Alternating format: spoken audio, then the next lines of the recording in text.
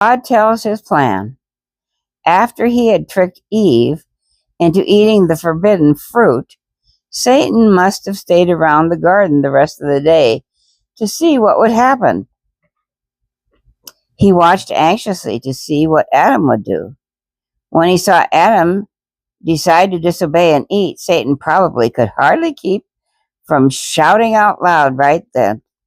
How he must have smiled an evil smile to himself when he saw the beautiful garments of light gradually fade away from Adam and Eve. When Satan saw God, the Son, come down from heaven and enter the garden, he listened carefully for every word.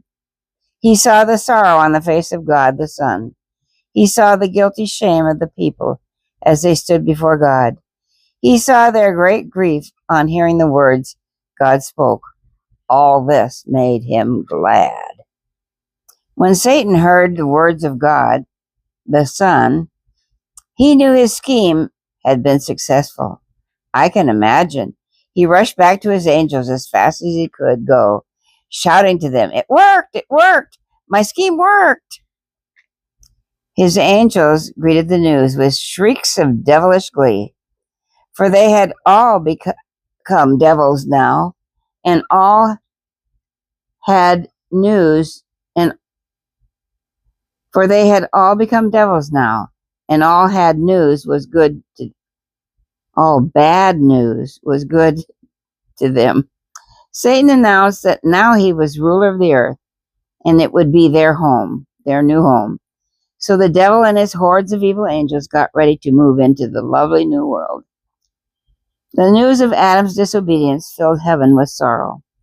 As the word spread from angel to angel, the harps were hushed and the singing ceased, until the dead silence of grief hung over the whole space of heaven. When God the Son returned from the earth, he went straight to the Father's throne. The angels gathered around and waited and watched with intense anxiety. They wondered what would be done now. 3 times they saw the Son go to the Father and talk earnestly with him. It was hard for the Father to give up the Son to die for guilty man. The Son appeared before the angels after the 3rd time. He talked with the Father.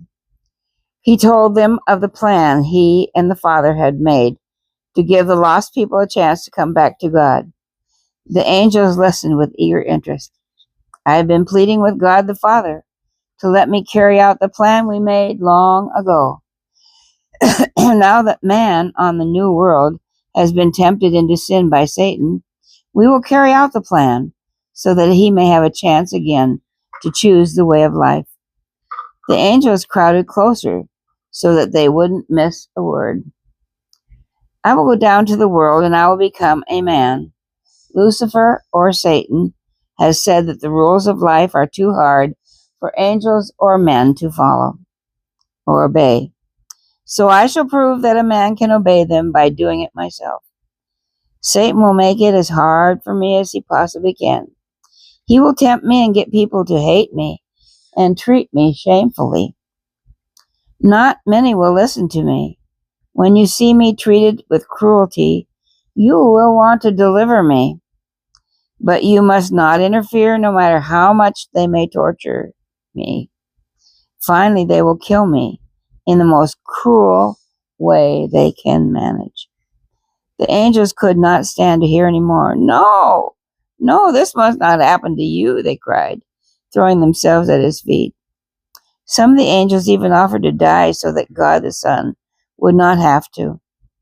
But they were told they could not pay the price because they were created beings. Only the life of God the Son, who made the laws, could pay the price if his laws were broken. Of course, the one who had committed the crime is the one who is supposed to take the punishment. But God felt sorry for his people that he offered to take the punishment for them. The angels could not be happy about this plan of God's. They could not bear to think of the suffering that would mean for God the Son. So he explained a little more. While I am a man, I will not be as strong as you are, and you will be allowed to strengthen me. Also, you will be the helpers of all the people who will choose to be loyal to me. And someday, when the proper time comes, all the loyal people will be brought to heaven. Then Satan and all those who choose evil will be done away with. Then never, never again will any being choose to break the rules of life. Never again will there be any trouble. All the worlds in the heaven home will always be happy, as they are supposed to be in the first place. When they heard this, the angels rejoiced. Now they felt like singing again. God's love was even more wonderful than they ever dreamed it was. So they sang songs of praise and bowed down to worship. Now that it was all settled about what to do, the angels set to work to do their share in God's plan. First of all, some of them were sent down to the earth to put the man and the woman out of their garden home. It wasn't a pleasant task because the people did not want to leave their lovely home, but it had to be done. Then the angels had to stand guard at the gate so that no one could get back into the Garden of Eden. For no sinner could be allowed to eat of the tree of life. Around these angels flashed beams of light which looked like glittering swords. That made the gate to Eden seem something like the throne of God, with a bright shining light. So the people came there to the gate to worship God. Now God sent angels down to visit the man and the woman. You see, since they had sinned, God could not visit with them like he used to do. The bright shining light around him would burn up any sin that came near it. If there was sin in the people, the powerful light would just naturally burn up the people along with the sin. So God kindly stayed away from them, unless he covered up his brightness in some way. The man and the woman were brokenhearted over their sin and its result. So the angels explained to them God's plan to die in their place and take the punishment for them. They were so thankful to have the chance to live again. But when Adam got to thinking about it, he felt worse than ever. It was bad enough to cause myself all this trouble, he wept, but to cause God, the Son, to have to die. Oh, this is just too terrible. But the angels assured Adam that God, the Son, loved him so much that he wanted to pay the price for him. The only thing I ask in return for the favor, says God, is for you to accept it and be my child again. That is all I want. Then I will be repaid. Then the angels explained more of the plan. This was God's message to Adam. So that I can know that you accept my plan and want to be my child again. When you come here to worship, I want you to offer me a sacrifice of a lamb. The death of the lamb will remind you that I'm going to die for you. When Adam heard that, he could hardly bear it. He had never seen anything die. In fact, nothing in all the great universe had ever died before. So not even the angels knew what it was to see anything die. Now Adam had to kill one of his pet lambs with his own hands. It made him sick with grief.